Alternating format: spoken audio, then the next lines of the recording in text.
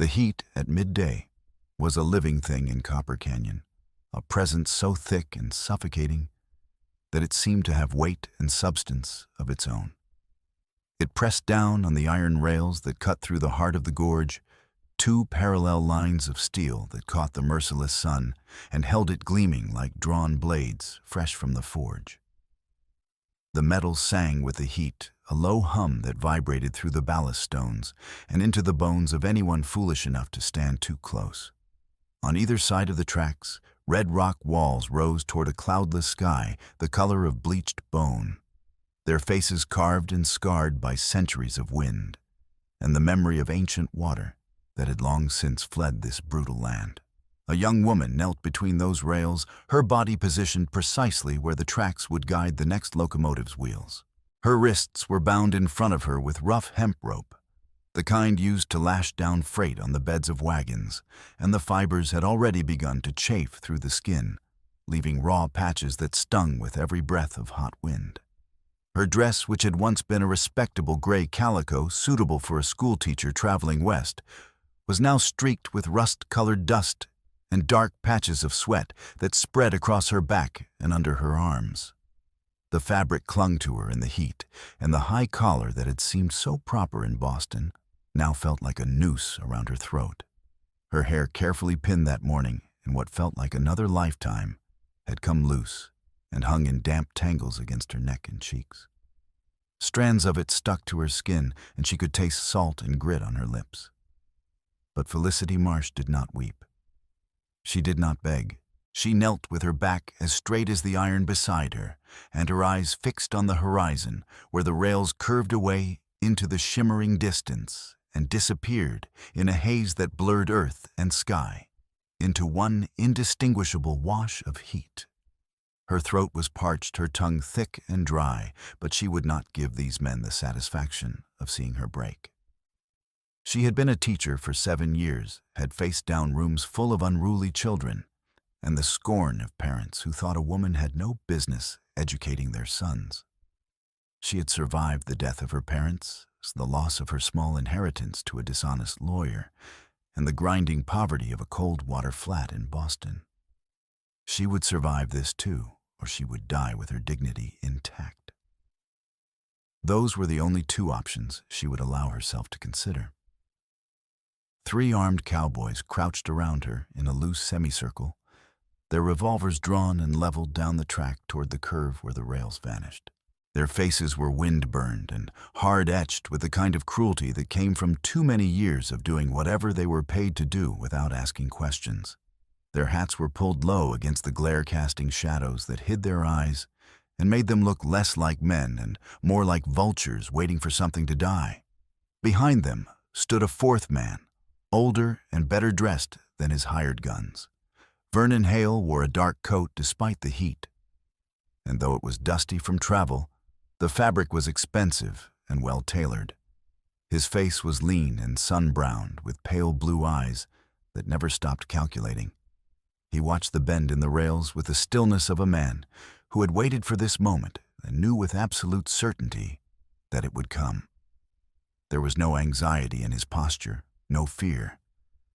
Only the cold patience of a predator who had already won. At the far curve of the track beyond the shimmering heat and the dancing shadows, a figure stepped into view. He emerged from behind a tower of red stone, as if the rock itself had birthed him a single silhouette framed against a wall of color that seemed to burn with its own internal fire. An eagle feather war bonnet rose from his head, its plumes snapping and dancing in the hot wind that funneled through the canyon. Each feather had been earned, each one a mark of honor, and together they formed a crown that spoke of battles fought and survived.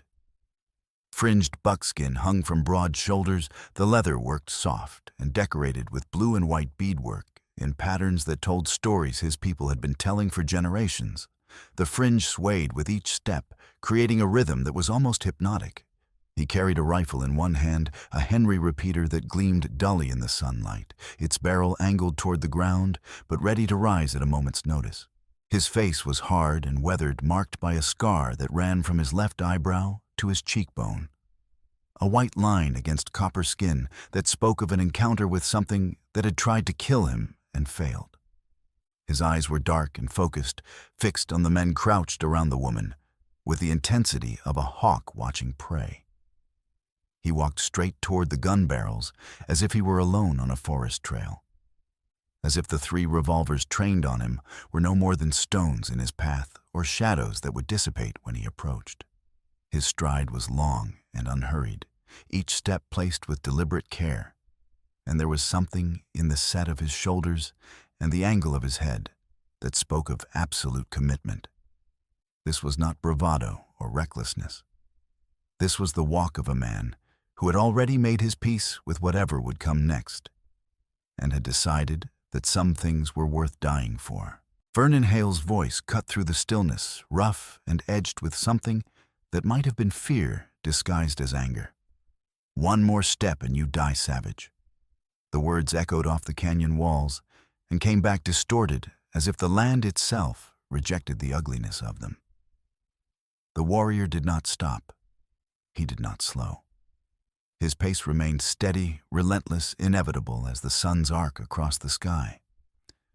He raised his arm and pointed at the men crouched around the woman, his finger as straight and accusing as a rifle barrel. His voice carried clean and clear along the steel, cutting through the heat and the tension with the force of absolute conviction. "Release her now."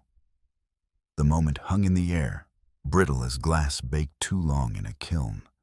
The heat seemed to intensify, pressing down on all of them, and for a heartbeat, the world held its breath. Then Vernon jerked his chin in a sharp, decisive motion, and the hammers of 3 revolvers clicked back in unison. The sound, small and final, swallowed almost immediately by the vastness of the canyon, but somehow louder than thunder in the ears of everyone who heard it. Somewhere high above, a hawk screamed its cry, sharp and lonely. The woman on her knees drew a breath and held it, her ribs aching with the effort. The warrior took another step forward, and the earth beneath the rails began to tremble with something approaching from the south, something heavy and unstoppable, something that would arrive soon, whether they were ready or not. The wagon carrying Felicity had rattled through the pre-dawn darkness for what felt like hours, each jolt and bump driving the reality of her situation deeper into her bones. When rough hands finally dragged her out from under the canvas tarp and threw her onto the ballast beside the tracks, she had tasted blood in her mouth, where she had bitten her tongue, and her wrists were raw from the ropes that bound them. The 3 men, Scarface Sam and his hired guns, had positioned her between the rails with cold efficiency, treating her like a sack of grain they were storing for later use. But then Kanji had appeared, walking towards certain death, with the kind of courage that seemed to belong to another age, another world. The gunfight that followed had been brief and brutal. Felicity had thrown herself into the rocks when Kanji opened fire, her survival instincts overriding everything else. And she had watched in horror as he charged Sam's position with his knife drawn after his rifle jammed. The 2 men had collided in a tangle of limbs and fury rolling across the ground, in a fight that was more savage than anything she had ever witnessed. Kanji had won, but barely. By the time he managed to wrench the ledger from Sam's coat and drive his blade into the man's shoulder hard enough to make him scream and release his grip, 2 more of Vernon's men had arrived on horseback, drawn by the sound of gunfire. Kanji had grabbed Felicity's hand and pulled her into a dead run up the narrow trail that climbed the canyon wall, bullets whining past them like angry hornets. They had made it to the ridge and down the other side before the pursuers could get a clear shot. But not before a bullet had caught Kanji high on his left thigh, spinning him around and nearly sending him tumbling down the rocky slope. He had not made a sound. He had simply pressed a hand to the wound, looked at the blood seeping between his fingers, and kept running. Felicity had half-carried him the last 100 yards to where the dry wash provided cover, and there they had collapsed together in the sand, gasping for breath while the shouts of their pursuers echoed from above. "We have to keep moving," Kanji had said through clenched teeth. "They will circle around. They will find us." "You're bleeding." Felicity had said, her hands already reaching for the wound. "You'll bleed out if we don't stop it." "No time." Kangji had insisted, but even as he spoke, his face had gone pale and his hands had begun to shake. The bullet had torn through muscle and nicked something that bled far too freely, and no amount of willpower could make up for the blood loss that was draining his strength with every passing moment. That was when Diani had found them. She had appeared like a spirit out of the heat shimmer, riding hard with two warriors at her side, and she had taken one look at her brother and known immediately how bad it was. Within minutes, they had Kangji on the back of a horse, Felicity clinging to Diani on another mount, and they were racing north toward the White River and the Lakota camp that lay along its banks. Now, as the sun climbed toward its zenith and the heat became almost unbearable, they finally reached the camp. It was larger than Felicity had imagined, a collection of perhaps 30 lodges, arranged in a loose circle near the river, with horse corrals and drying racks and the sounds of children playing near the water. Women looked up from their work as the riders approached, their faces guarded and curious. Old men sitting in the shade of the cottonwoods watched with hooded eyes that missed nothing. And children stopped their games to stare at the white woman with the torn dress and the desperate eyes who clung to Diani's back as if her life depended on it. Which Felicity realized it did. They carried Kangji into Diani's lodge, a sturdy structure of buffalo hide stretched over a frame of poles, cool and dim inside, despite the brutal heat outside. They laid him on a bed of furs and blankets, and Diani immediately began cutting away his leggings to expose the wound. It was worse than Felicity had feared. The bullet had entered high on the outside of his thigh and exited near the back, tearing through muscle and leaving a ragged channel that bled steadily. Kangji's face was gray, his lips pressed into a thin line, and when Diani pressed on the wound to check for bone fragments, he made a sound deep in his throat that was more animal than human. "The bullet is out," Diani said, her voice tight with controlled fear. "That is good, but he has lost much blood. We must stop the bleeding and keep the wound from going bad. Do you know anything of healing, white woman?" Felicity knelt beside the bed, her mind racing. "I'm not a doctor, but I help Dr. Amos sometimes. I know how to clean a wound. I know about willow bark for pain and fever. I know you have to keep infection out or the person will die." Diani looked at her for a long moment, assessing, and then nodded. "Then you will help me. My brother saved your life. Now you will help save his." It was not a request. It was a statement of fact, a debt that would be honored. And Felicity found that she wanted nothing more than to honor it. This man had walked into gunfire for her, had fought like a demon to protect her, had bled for her. The least she could do was try to keep him alive. They worked together through the afternoon and into the evening, Diani directing and Felicity following her lead. They cleaned the wound with water that had been boiled and cooled, flushing out dirt and fragments of cloth. They packed it with a poultice made from plants Diani gathered from the riverbank plants, whose names Felicity did not know, but whose purpose was clear: to draw out poison and promote healing. They bound the wound tightly with strips of soft leather wrapping the thigh until the bleeding finally slowed to a seep, and then stopped altogether. Through it all, Kangji drifted in and out of consciousness, his body burning with fever despite the cool cloths they laid on his forehead. He spoke in Lakota words that Felicity could not understand, but that made Diani's face tighten with worry. Once he opened his eyes and looked directly at Felicity, and his gaze was so lucid and penetrating that she felt exposed, as if he could see straight through to her soul. "The book," he whispered in English. "Do you still have it?" "Yes," Felicity said, pulling the blood-stained ledger from where she had tucked it inside her dress. "I have it. It's safe." "Good," Kangji said, and his hand reached out and closed around hers with surprising strength. "Do not lose it. It is the only weapon we have against him." "I won't," Felicity promised. I swear it. He held her gaze a moment longer, and then his eyes closed and he slipped back into the fevered darkness. But his hand remained wrapped around hers, and she did not pull away. She sat there beside him as the light faded from the smoke hole at the top of the lodge, and the sounds of the camp settling in for the night drifted in from outside. Diani had gone to speak with the elders, to tell them what had happened, and to ask for their counsel. And Felicity was left alone with the wounded warrior, whose life she had become inexplicably bound to. She studied his face in the dim light, seeing past the scar and the fever flush to the strong bones beneath the proud line of his nose, the full mouth that even in sleep did not quite relax. He was younger than she had first thought, perhaps only a few years older than herself. And there was something in his face that spoke of a life lived in constant awareness of mortality. This was a man who knew what it meant to fight for every day, every breath. And yet, he had thrown himself into danger for her without hesitation, without asking for anything in return. Why, the question circled in her mind. Why would he risk so much for a stranger? For a white woman whose people had done nothing but take from his? She thought about the things Dr. Amos had told her about Kangji, about how he had scouted the railroad line to protect his people's interests, about how he distrusted the promises of white men, because those promises had been broken too many times to count.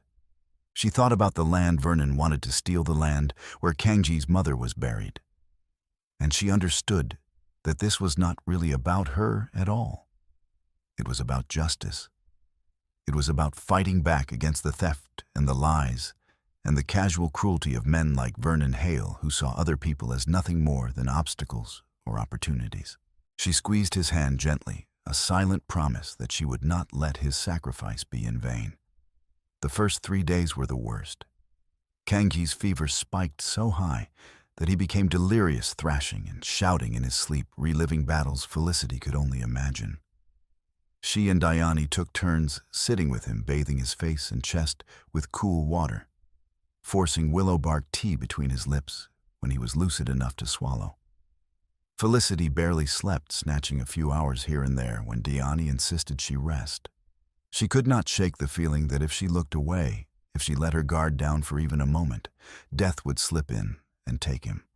On the afternoon of the 3rd day, as she sat beside him with his hand once again clasped in hers, he opened his eyes, and they were clear. The fever had broken. "You are still here," he said, his voice rough from disuse. "Where else would I be?"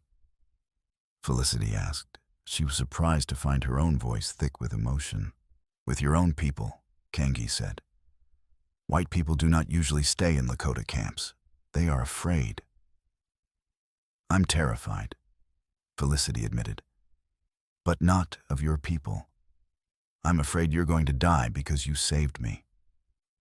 I'm afraid Vernon will find us before the judge arrives. I'm afraid that everything you've suffered will be for nothing." Kangji was silent for a moment, and then he smiled, a real smile that transformed his face and made him look younger, almost boyish. "You are honest. I like that." "I don't know how to be anything else," Felicity said.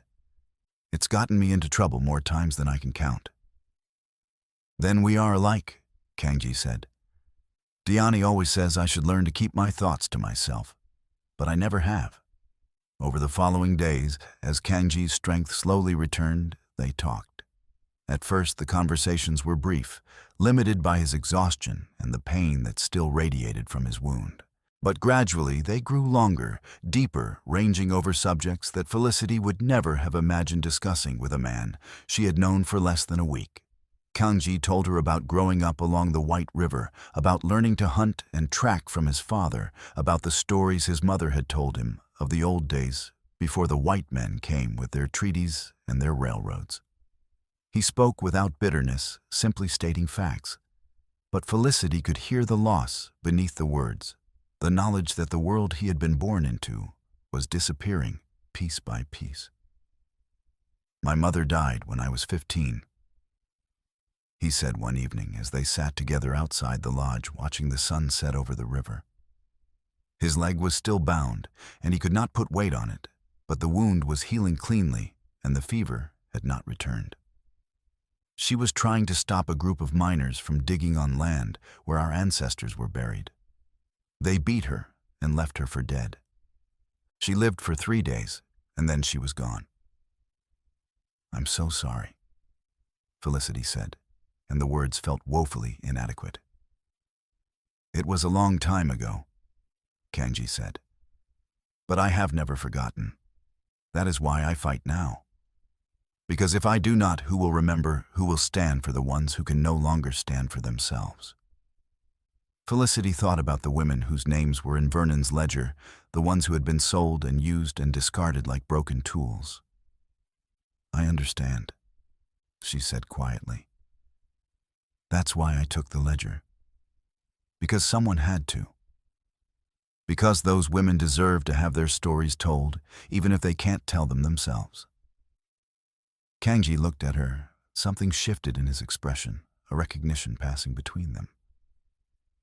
"You are braver than you know, Felicity Marsh." "I don't feel brave," she said. "I feel terrified most of the time." "That is what makes it bravery," Kanji said. "Being afraid and doing what must be done anyway." Felicity, in turn, told Kanji about her life in Boston, about the cold and the poverty, and the endless struggle to maintain dignity in a world that valued women primarily for their usefulness to men. She told him about her teaching about the children who had been hungry and ragged, but still eager to learn about the parents who had resented her for daring to suggest their sons might need education beyond basic literacy. "I thought coming west would be an escape," she said. "A chance to start over. I was naive. I thought if I could just get far enough away from everything I'd failed at, I could become someone new. Someone better."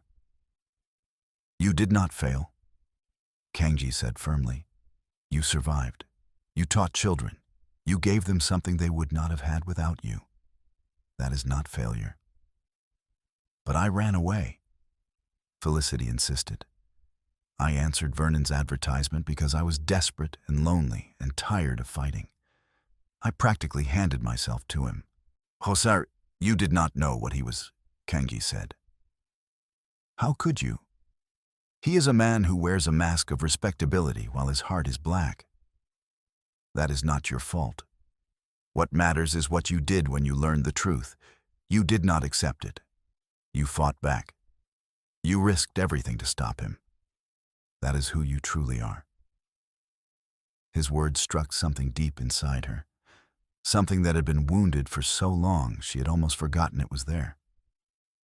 She turned to look at him, really look at him. And she saw not the savage that men like Vernon would call him, not the heathen that the townspeople muttered about, but simply a man, a good man, a man who had principles he would die for, who had courage that went bone deep, who looked at her and saw not a failed spinster, but someone worth saving. The realization frightened her almost as much as Vernon's men had, because somewhere along the way, in the space between fleeing for her life and sitting beside this warrior's sickbed, she had begun to care about him in a way that went far beyond gratitude. And caring, she knew, was dangerous. Caring made you vulnerable. Caring meant you could lose something that mattered. As if sensing the direction of her thoughts, Kanji reached out and took her hand in the same gesture he had made when he was delirious with fever. But this time, he was fully aware, fully present, and the touch sent a jolt through her that had nothing to do with fear and everything to do with something she had convinced herself she would never feel. "In my people's way," he said quietly. "When someone saves your life, you are bound to them. They become responsible for you and you for them. It is not a debt that can be paid and forgotten. It is a bond that lasts." "I don't understand," Felicity said, though she suspected she did.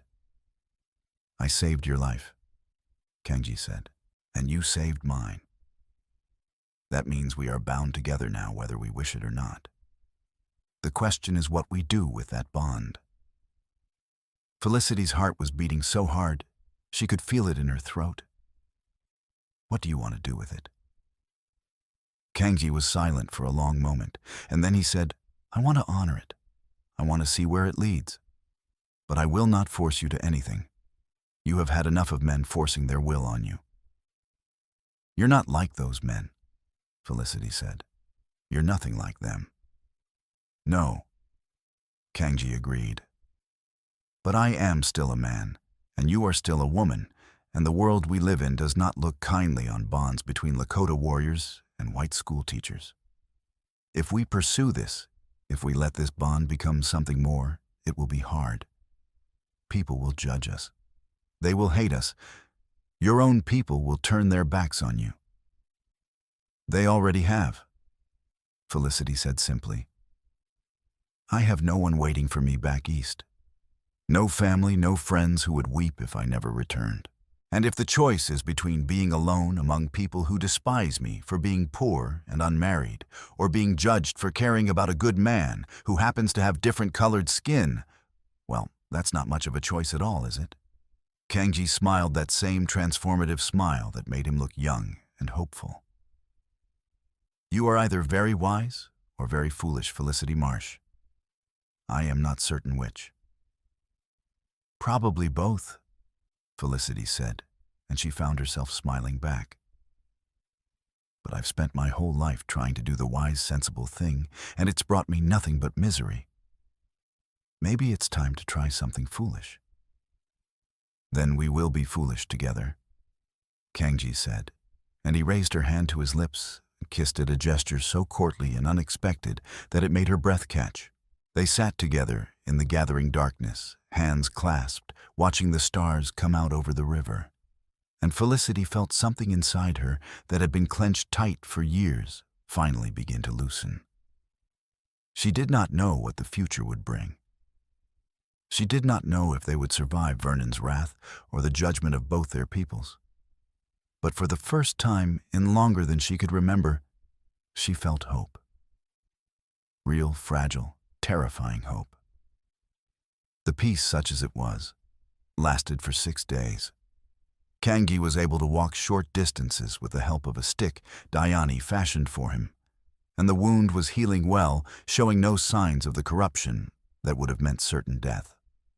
Felicity had begun to help around the camp, learning to scrape hides and gather wild onions and grind corn, earning wary acceptance from the women who watched her stumble through tasks their daughters could do with their eyes closed. The elders had listened to her story, had examined the ledger with grave faces, and had agreed that when the judge arrived, they would send warriors to escort her and Kangji to town to bear witness. But Vernon Hale was not a man who accepted defeat gracefully. On the 7th morning, as Felicity was helping Diani gather wood near the river, they heard the thunder of hooves and the war cries of men who had come for blood. 4 riders burst from the trees on the south side of the camp, firing rifles into the air and scattering horses and children alike. They were not Vernon's usual cowboys. These were professional bounty hunters, hard-eyed men who killed for money and had no qualms about riding onto Lakota land if the pay was good enough. Felicity Marsh. One of them shouted, a man with a scarred face and a voice like gravel. Vernon Hale wants his property back. You come with us now, and maybe we don't burn this whole camp to the ground. Lakota warriors were already moving, grabbing weapons and forming a defensive line. But Felicity knew that if a fight started, people would die. Children would die. And it would be her fault. She stepped forward, her hands raised. I'm here, don't hurt anyone. Felicity, no. Kangji's voice, sharp with command, cut through the chaos. He was limping toward her, moving faster than he should have been able to, his face set with fury. Do not do this. I have to. Felicity said, her voice steady, even though her whole body was shaking. I won't let innocent people die for me. You think he'll let you live? Kangji demanded. You think he'll show mercy? I think I don't have a choice, Felicity said, and she turned back to the bounty hunters. I'll come with you. But you leave these people alone. You ride out of here and you never come back." The lead bounty hunter grinned, showing blackened teeth. "Well, now that's real noble of you, ma'am. Real noble. But see, Mr. Hale, he don't just want you. He wants that book you stole from him. And he wants the savage who's been harboring you. So here's what's gonna happen. You're gonna hand over the book, and you and your red friend are gonna come with us peaceful-like, or we're gonna start shooting and we won't stop till this whole camp is painted red." Before Felicity could respond, before anyone could move, a new voice rang out from the edge of the camp. "That will not be necessary." Everyone turned to see Dr. Amos Hale walking slowly into the open space between the bounty hunters and the Lakota warriors, his hands empty and raised in a gesture of peace. He looked haggard and beaten, his face bruised, one eye swollen nearly shut, but he was alive. Behind him, supported by two Lakota warriors who had found him half dead on the trail, he managed to stand tall. "Amos?" Felicity breathed. "Thank God." "Don't thank him yet," Amos said grimly. He turned to address the bounty hunters. "I'm Dr. Amos Hale, Vernon's cousin. I know what he's after, and I know what he's willing to do to get it. But what you boys don't know is why he wants that land so badly." "Don't care why," the lead bounty hunter said. "Just care about getting paid. You'll care when I tell you there's gold on that land," Amos said, and the words fell like stones into still water. "A vein big enough to make Vernon richer than God. That's why he's been so desperate to get clear title. That's why he's been trafficking women and killing anyone who gets in his way. He found a gold lode under the Lakota burial grounds, and he's willing to wipe out every man, woman, and child on it to mine it." The bounty hunters exchanged glances, suddenly uncertain. Gold changed everything. Gold meant more than just a paycheck for delivering a woman and a book. Gold meant the possibility of claiming a share for themselves. "You're lying," one of them said, but without conviction. "I'm a doctor," Amos said wearily. "I've spent my whole life trying to heal people, trying to do some good in this God-forsaken country. I've lied to protect my cousin, lied to protect myself, and I'm done with it. The truth is in that ledger Miss Marsh carries. The truth is in the assay reports Vernon has hidden in his safe. And the truth is that if you help him now, you're not just accomplices to murder. You're accomplices to the theft of enough gold to buy an army." "Why should we believe you?" the lead bounty hunter asked. "Because I'm going to testify to it," Amos said.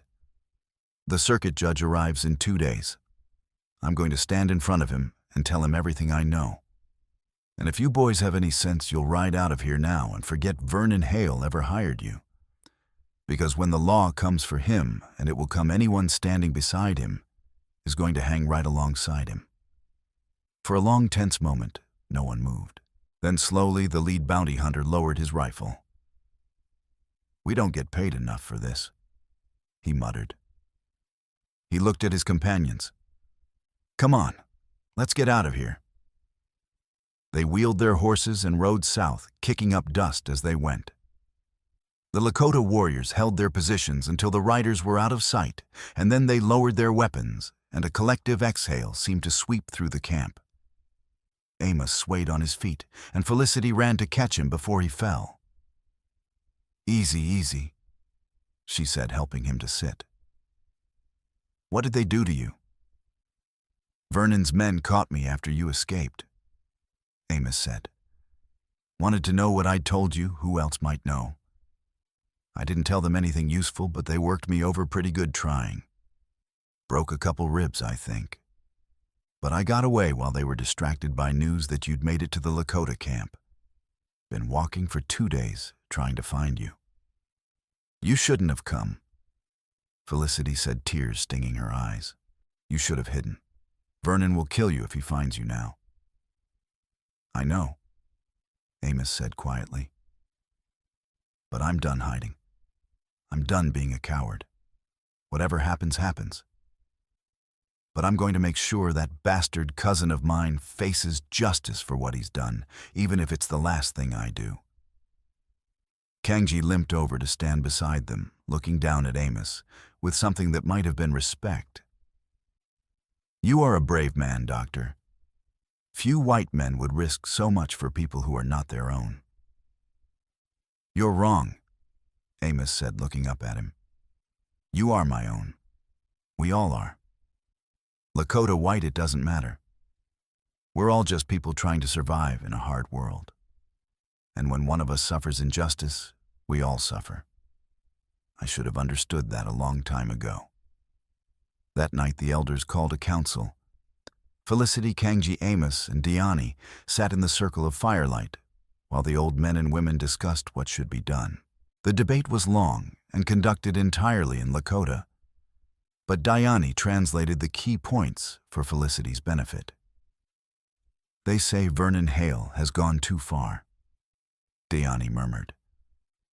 They say that if there is gold on our land, he will not stop until he has taken everything. They say we must fight, but we cannot win a war against the white man's army. So we must use the white man's law against him. We must take the evidence to this judge and trust that he is an honest man. And if he is not, Felicity asked. Then we fight anyway, Diani said simply, and we die defending what is ours. But at least we will die with honor. The elders reached a decision.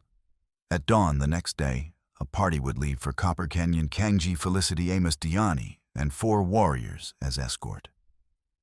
They would bring the ledger and Amos's testimony to Judge Thorne when his train arrived. And they would see justice done one way or another. Felicity barely slept that night. She lay in the lodge listening to the sounds of the camp settling down, listening to Kangji's steady breathing beside her, and tried not to think about all the ways this could go wrong. Vernon would be waiting for them. He had to know they were coming. He would have men guns and the home advantage. Their only weapons were the truth and the desperate hope that the judge would care enough to act on it. Sometime in the small hours before dawn, she felt Kangji's hand find hers in the darkness. "Are you awake?" he whispered. "Yes," she said, too afraid to sleep. "Good," he said. "Fear will keep you sharp. But remember this, whatever happens tomorrow, you have already won. You refused to be a victim. You fought back. You survived. And you helped me see that there is still a reason to hope, still a reason to fight for something better. That is not nothing. If we die tomorrow," Felicity began, but Kangji pressed his fingers to her lips, silencing her. "If we die tomorrow," he said, "we die knowing we stood for something that mattered. We die knowing we did not bow to evil. And we die together, which is more than most people can say." Felicity turned to face him in the darkness, and without thinking, without allowing herself to consider the consequences, she leaned forward and kissed him. It was brief, chaste, just a press of lips against lips, but it felt like a promise, a commitment, a declaration that whatever the world might think of them, whatever judgment they might face, they had chosen each other, and they would face whatever came next together. When they pulled apart, Kangji was smiling. "Foolish woman," he murmured, but his voice was warm with affection. "Foolish man," Felicity replied, and she rested her head against his shoulder and finally, mercifully slept. They rode into Copper Canyon at mid-morning on the day Judge Elias Thorne's train was scheduled to arrive. The town looked different to Felicity now, smaller and meaner, a collection of buildings that seemed almost to huddle together for protection against the vast emptiness of the surrounding land. People stopped what they were doing to stare as the Lakota warriors rode down the main street with Felicity, Kangji, and Amos in their midst. A few women pulled their children indoors. Some of the men reached for guns, but none of them drew. The presence of Dr. Amos seemed to give them pause, and the grim determination on the faces of the warriors suggested that starting a fight would end very badly for everyone involved. They rode straight to the depot, where a small crowd had already gathered to await the judge's arrival. Among them, Felicity saw with a sinking heart, was Vernon Hale. He stood on the platform, flanked by Sheriff Briggs and half a dozen armed men, and his face, when he saw them, was like something carved from stone. No surprise, no anger, just a cold, calculating assessment of the situation. "Well," Vernon said, as they dismounted, his voice carrying across the platform. "Look what the wind blew in. My dear cousin Amos looking worse for wear. And Miss Marsh, my wayward bride-to-be. I've been so worried about you, my dear. People said you'd been kidnapped by savages, and here you are riding with them as bold as brass." "Save your lies, Vernon," Amos said, stepping forward despite the obvious pain it caused him. "It's over. We have the ledger. We have the names of everyone you've trafficked, every piece of land you've stolen. And we have testimony about what you found under the Lakota burial grounds. When Judge Thorne arrives, you're going to answer for all of it." Vernon's smile didn't waver. "Is that so?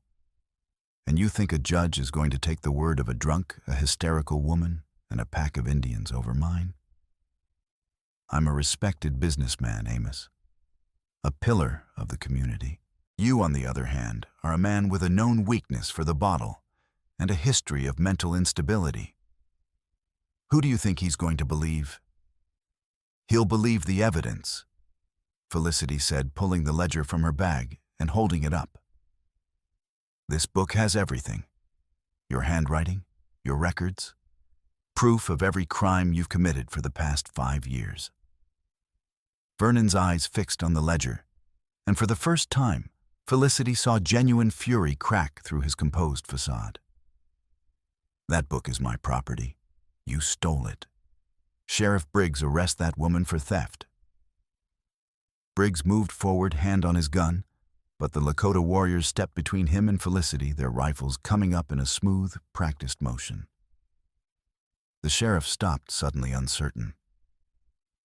"I wouldn't do that if I were you, Larry," Amos said quietly. "You're already in this deep enough. You want to add murder to the list of charges?" "There won't be any charges," Vernon said, "because there won't be any trial. Boys, take them." His hired guns reached for their weapons, but before anyone could draw the shrill blast of a train whistle, cut through the tension like a knife. Every head turned toward the sound, and they saw the smoke of the approaching locomotive as Judge Thorne's inspection train rounded the bend and began to slow for its approach to the depot. "Too late, Vernon," Amos said.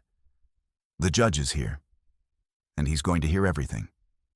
Vernon's face went through a rapid series of expressions: fury, calculation, desperation, and then settled into something that looked almost like resignation. But his eyes, Felicity noticed, were still calculating. He was not a man who gave up easily. The train pulled into the station with a great hissing of steam and squealing of brakes. The passenger car door opened, and Judge Elias Thorne stepped down onto the platform. He was a tall man in his 60s, with a thick gray beard and piercing blue eyes that swept over the assembled crowd with the expression of someone who had seen every kind of human behavior and was no longer surprised by any of it. "Well," he said, his voice carrying authority despite its measured tone, "this is quite a welcoming committee. Someone want to tell me what in blazes is going on here?" Amos stepped forward. "Your Honor, my name is Dr. Amos Hale. I have evidence of multiple serious crimes committed by my cousin Vernon Hale, including kidnapping and selling people, fraud, and conspiracy to commit murder. I request that you hear our testimony before conducting any other business in this town." Judge Thorne's eyebrows rose. "That's a serious accusation, Doctor. You have proof?" "We do," Amos said, and he gestured to Felicity.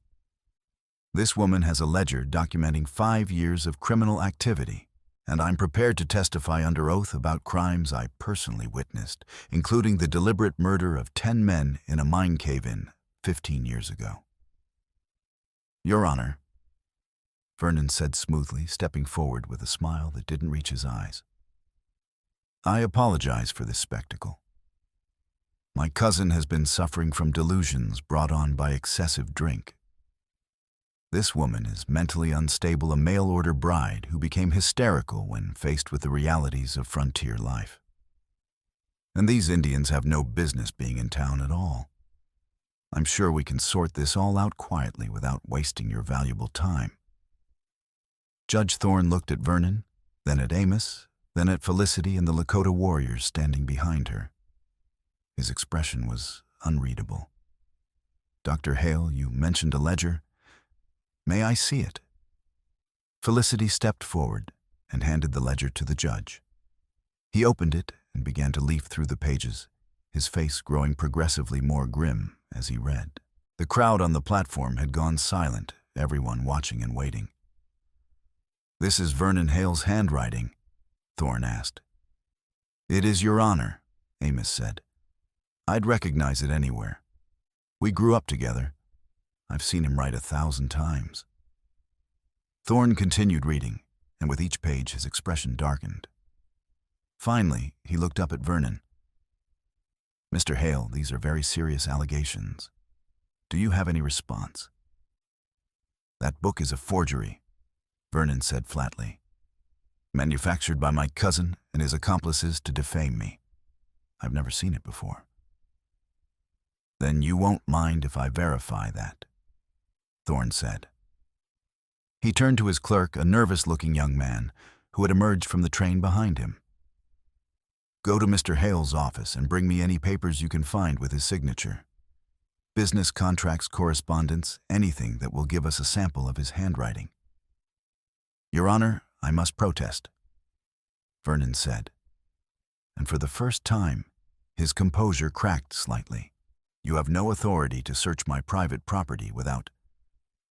I have a federal warrant authorizing me to investigate any and all irregularities related to railroad land acquisitions in this territory. Thorne interrupted. Which gives me all the authority I need. Now, Mr. Hale, you can cooperate or you can be held in contempt. Your choice. Vernon's jaw clenched, but he nodded curtly. Of course, Your Honor. I have nothing to hide. But Felicity saw the look Vernon exchanged with Sheriff Briggs, saw the tiny nod that passed between them, and her blood ran cold. Vernon was planning something. He was not going to let this play out in a courtroom where he couldn't control the outcome. The clerk scurried off toward Vernon's office, and Judge Thorne turned back to Amos. Doctor, while we're waiting, why don't you tell me about this mine cave-in you mentioned? Amos took a deep breath and began to speak. He told the story of Dead Man's Gulch, of Vernon's decision to send men into an unstable shaft of the collapse that killed 10 people, including Amos's own brother. He spoke in a quiet, steady voice, laying out facts without embellishment, and the weight of his testimony was all the more powerful for its restraint. When he finished, Thorne was silent for a long moment. Then he said, Were there any survivors? Anyone who could corroborate your account? There were 5 survivors, Amos said, but 3 of them died of their injuries within days. The other 2? He hesitated. One drank himself to death within a year. The other went to California, and I don't know what became of him. So your testimony is the only evidence? Thorne said, not accusingly, but simply stating fact. No, said a new voice, and everyone turned to see Edith Moore stepping forward from the crowd. I can corroborate some of it. The Lakota laborers who died had families who told me what happened. I recorded their statements at the time, thinking someone should have a record. I still have those papers, Your Honor. They're locked in my school safe. Thorne nodded slowly. Miss Moore, is it? The school teacher, I've heard your name. You've been petitioning for years for a proper school building. I have, Your Honor, Edith said. And Vernon Hale has been promising to donate to that cause for just as long. But the money never seems to materialize. I've often wondered where his wealth actually comes from, given that his business ventures seem to fail more often than they succeed. From trafficking, Felicity said, finding her voice. From selling people. There are names in that ledger of women who came west expecting marriage and ended up enslaved in mining camps and brothels. There are names of men who signed what they thought were labor contracts and found themselves trapped in debt bondage that they could never escape. I was supposed to be one of them. Vernon brought me here under false pretenses, planning to force me to sign away Lakota land and then ship me off to die in Dead Man's Gulch. That's a lie. Vernon shouted, his composure finally shattering. She's a lying, thieving whore who... That's enough, Mr. Hale, Thorne said sharply. You'll have your chance to speak. Right now, I want to hear from Miss Marsh. Felicity told her story, starting from the advertisement she had answered and continuing through her arrival in Copper Canyon, her discovery of the ledger, her narrow escape, and Kanji's rescue. She spoke clearly and carefully, aware that every word mattered, that this might be her only chance to be heard. When she finished, she looked directly at Judge Thorne and said, I know I'm just a poor school teacher with no family and no standing. I know my word against Vernon Hale's might not seem like much. But that ledger is real. Those names are real. And if you don't stop him, more people will suffer. More people will die. Thorne looked at her for a long moment, and then he turned to Kanji. And you, sir? What's your part in this? Kanji stepped forward, and though he leaned heavily on his stick, he stood tall. My name is Kanji of the Lakota people. Vernon Hale wants to steal land that belongs to my people land, where our ancestors are buried. He plans to use the white woman's forced signature to make his theft look legal. When I learned she was in danger, I helped her escape. She carries proof of his crimes. That is all. That's all. Thorne raised an eyebrow. You're telling me you risked your life for a white woman you didn't even know? I risked my life for the truth, Kanji said simply. And for justice. Is that not what your law is supposed to be about? Before Thorne could answer, the sound of running feet made everyone turn.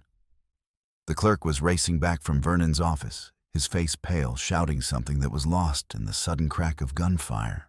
Vernon had drawn a concealed pistol and fired directly at Amos. The shot took the doctor in the chest, spinning him around and dropping him to the platform. Felicity screamed and lunged toward him, but Kanji pulled her back as chaos erupted. Vernon's hired guns opened fire, shooting indiscriminately into the crowd.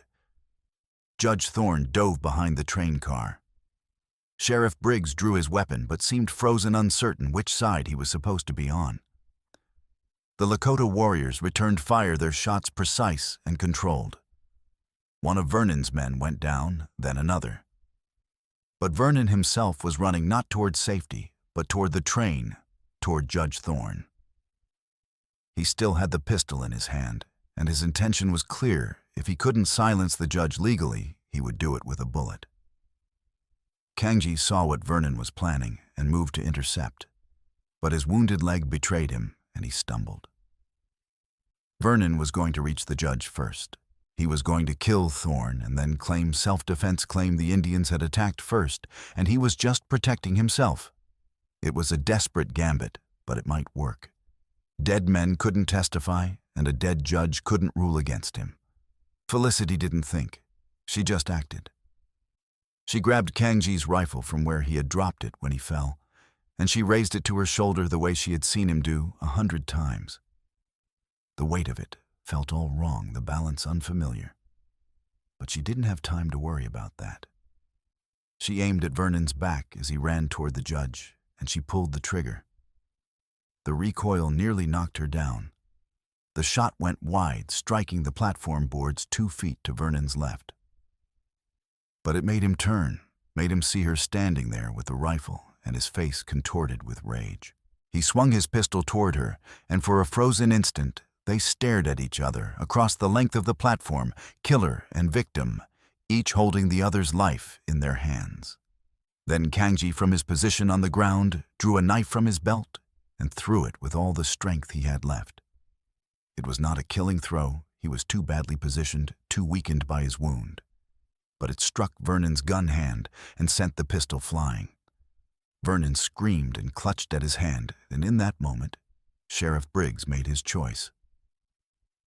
"Everybody stop," Briggs bellowed, firing his revolver into the air.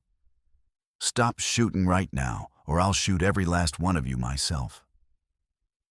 The gunfire sputtered to a halt. Bodies lay on the platform, some moving and some not. Smoke drifted in the still air, acrid and choking. And in the sudden silence, a horrible, wet coughing sound drew everyone's attention back to where Amos lay.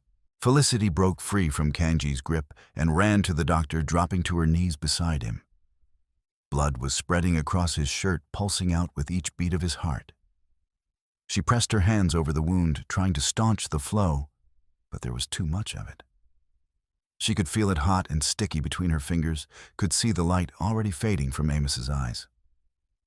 "Don't," she said, tears streaming down her face. "Please don't. We need you. We need your testimony." "You have it," Amos whispered. Blood flecked his lips when he spoke. "You have everything you need.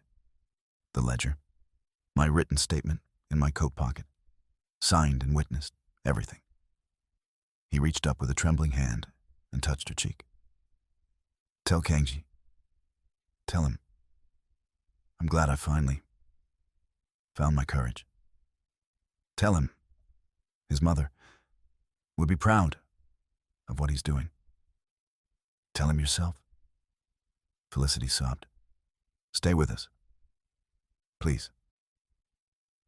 But Amos's hand fell away, and his eyes went fixed and empty, staring up at the cloudless sky. Dr. Amos Hale, who had spent years burying his conscience in drink and cowardice, had died trying to make amends for his silence. And his last act had been to give them the weapon they needed to finish what he had started. Felicity closed his eyes gently, and then reached into his coat pocket. Her fingers found folded papers, and she pulled them out with shaking hands. They were covered with Amos's careful handwriting, a full confession and testimony about everything he knew of Vernon's crimes, dated and signed. At the bottom was another signature Edith Moore witnessed this day. Felicity looked up to find the schoolteacher standing nearby, tears running down her own face. "He came to me 3 days ago," Edith said quietly. "He told me everything and asked me to witness his statement. I think he knew he might not survive to testify in person." Judge Thorne emerged from behind the train car, his face grim. He looked at Amos's body, at the papers in Felicity's hands, at the scene of carnage on the platform. Then he looked at Vernon, who was still clutching his bleeding hand and staring at the doctor's corpse with something that might have been horror or might have been rage. "Vernon Hale," Thorne said, and his voice cut through the silence like a blade. "I am placing you under arrest for murder conspiracy to commit murder, kidnapping, and selling people fraud, and about a dozen other charges that I'll enumerate once I've had time to read through all this evidence. Sheriff Briggs, you'll take him into custody immediately." "Your Honor," Vernon began, but Thorne cut him off. "You shot an unarmed man in cold blood in front of at least 50 witnesses, including a federal judge. You have no defense. You have no excuse. And you have no chance of escaping justice this time. Now shut your mouth before I add threatening a federal officer to the list." Briggs moved forward reluctantly and put shackles on Vernon's wrists. The businessman who had ruled Copper Canyon like a petty tyrant for so long stood there with blood dripping from his hand and shock written across his face, as if he genuinely could not believe that the world had finally held him accountable. "What about me?" Briggs asked quietly as he finished securing the shackles. "I know I was part of this. I took his money and looked the other way. I'm guilty too." Thorne studied him for a long moment. "Yes, you are. But you also stopped the shooting when you could have let it continue. You also chose in the end to uphold the law rather than protect a criminal. That counts for something. We'll discuss your fate after I've sorted out the rest of this mess." Over the next several hours, as the sun climbed toward its zenith, and then began its slow descent toward evening, Judge Thorne conducted an impromptu hearing right there on the depot platform. He examined the ledger page by page. He read Amos's testimony. He listened to Edith Moore's account of the mine cave-in and the statements she had taken from the families of the dead Lakota laborers. He questioned Felicity at length, and then Kanji, and then Diani and the other Lakota warriors who had accompanied them to town. He sent deputies appointed on the spot from among the townspeople who had not been in Vernon's employ to search Vernon's office. They came back with documents that corroborated everything in the ledger, including detailed maps showing the location of the gold deposit beneath the Lakota burial grounds, and correspondence with railroad officials discussing the planned acquisition of the land. As the day wore on, Vernon's hired guns were arrested one by one. Scarface Sam, who had survived his knife wound and fled into the hills, was tracked down by Lakota scouts and brought back in shackles. Some of the men named in the ledger as being held in debt bondage at various mining camps were located and freed. And slowly, painstakingly, the full scope of Vernon Hale's criminal enterprise was laid bare for all to see. By the time Judge Thorne gavelled the hearing to a close, the sun was setting in a blaze of red and gold that painted the canyon walls the color of blood. He stood on the platform and addressed the assembled crowd, which had grown to include most of the town's population. "I have heard enough testimony and examined enough evidence to satisfy me that Vernon Hale is guilty of every charge brought against him, and then some. He will be transported to the territorial capital to stand trial, but I have no doubt of the outcome. He will hang for his crimes, and his estate will be liquidated to provide restitution to his victims." A murmur ran through the crowd, satisfaction mixed with shock that one of their own had fallen so far. As for the matter of the land in dispute, Thorne continued, "I am issuing a permanent injunction against any development or mining on the parcel along the White River. The Lakota people's claim to that land predates any white settlement, and the burial grounds located there are to be considered sacred and inviolable. Furthermore, I am recommending to the territorial governor that a formal treaty be drawn up recognizing Lakota rights to a much larger area, with proper compensation to be paid for any land the railroad has already built upon." The murmur grew louder, not all of it approving. Some of the townspeople looked angry, as if this was a betrayal of white interests. But others, those who had suffered under Vernon's rule or who had consciences not yet completely seared, looked relieved. Finally, Thorne said, "I want to acknowledge the courage of the people who brought these crimes to light. Dr. Amos Hale gave his life to testify to the truth. Miss Felicity Marsh risked everything to expose a criminal enterprise that had been operating with impunity for years. And Kanji of the Lakota people showed that honor and justice are not the exclusive province of any one race or nation. These people are heroes, every one of them, and this town owes them a debt it can never fully repay." He paused, looking out over the crowd. "I know some of you profited from Vernon Hale's schemes directly or indirectly.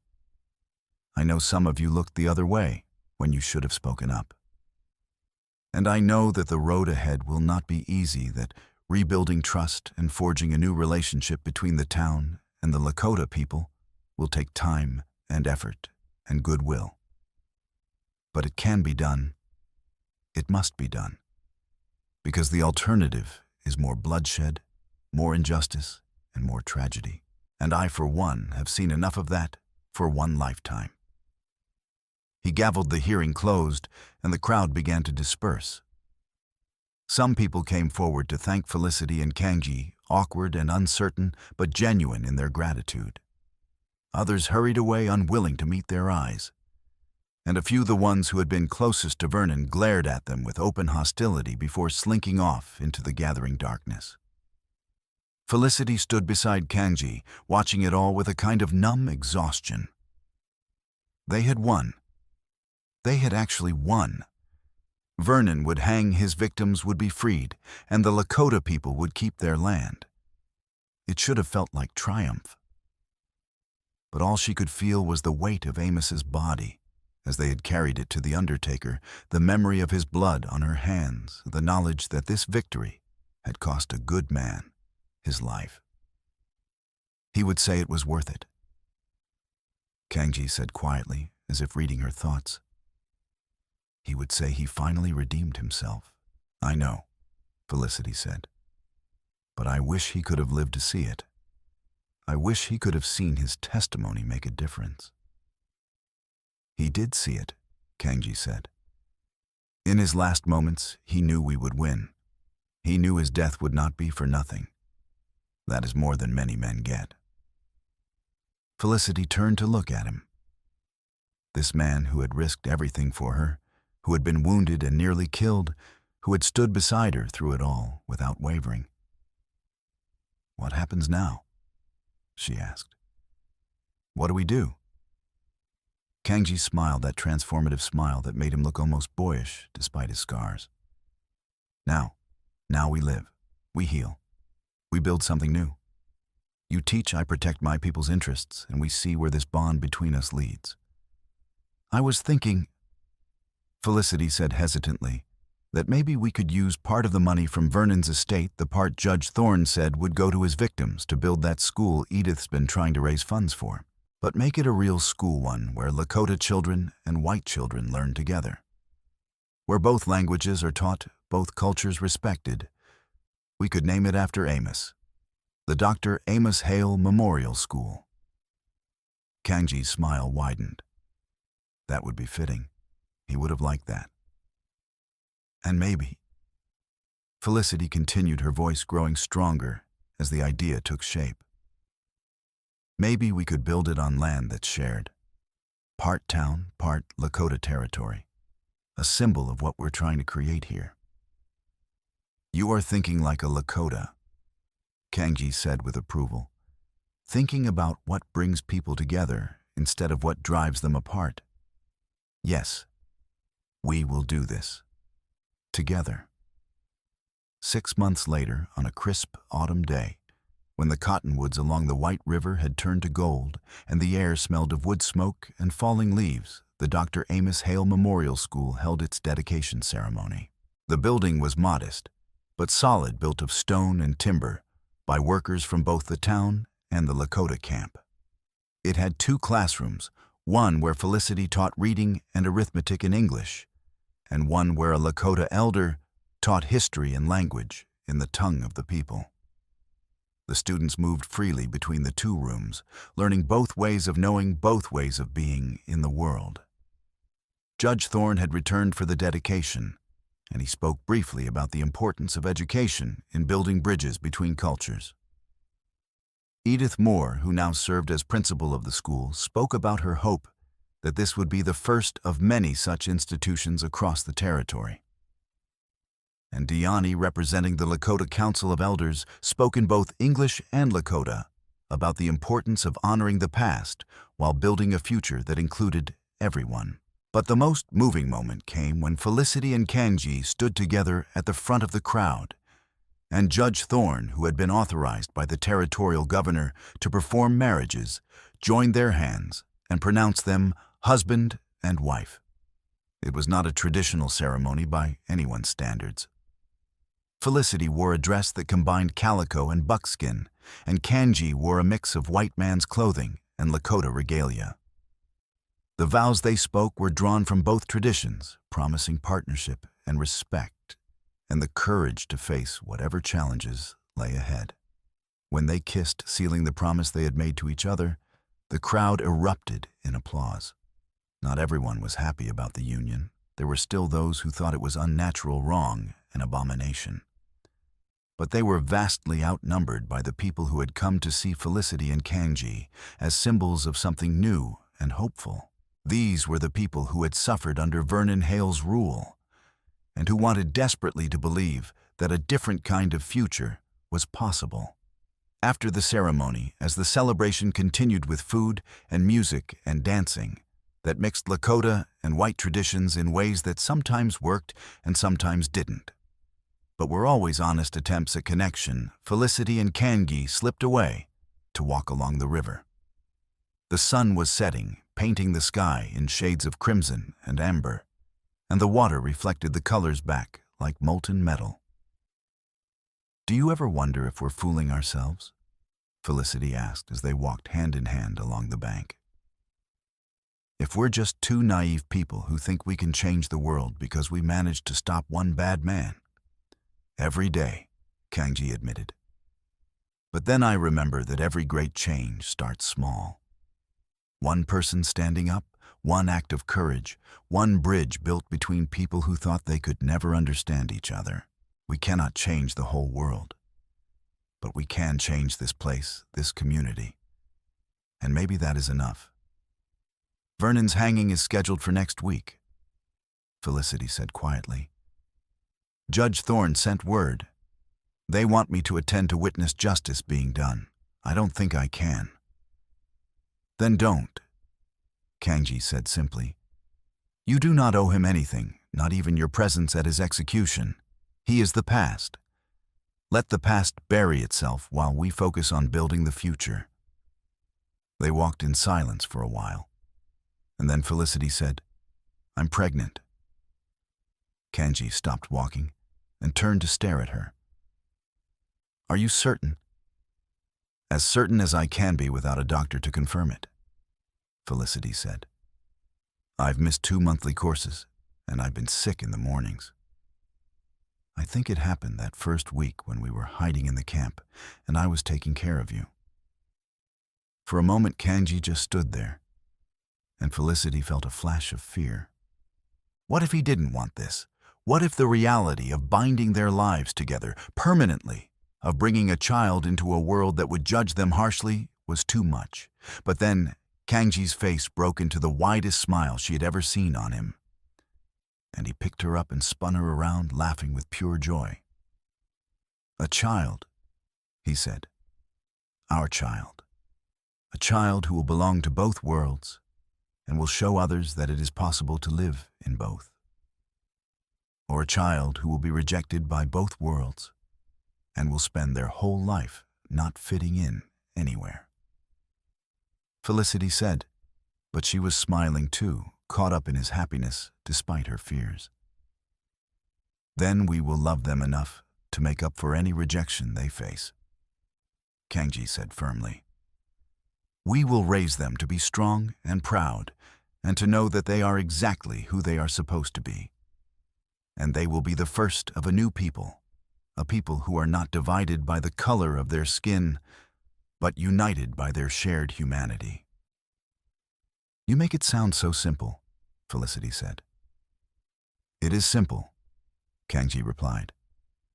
"It is people who make it complicated. But we will not.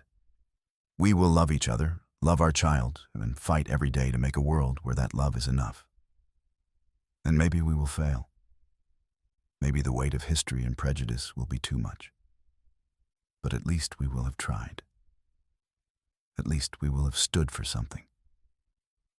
Felicity looked at this man she had married, this warrior, who spoke of love with the same conviction he spoke of justice, and she felt something settle inside her.